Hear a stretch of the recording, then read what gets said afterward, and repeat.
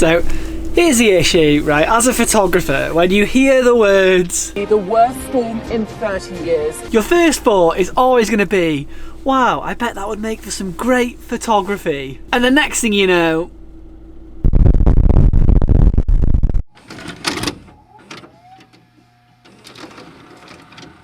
alright, first things first, let's get the drone in the air.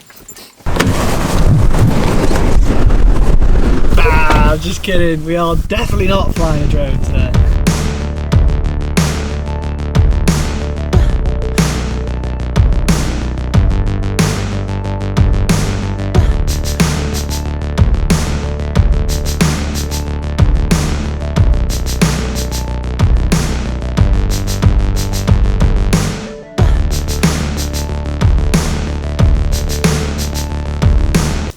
Well, that was all extremely anticlimactic. It's just a bit windy.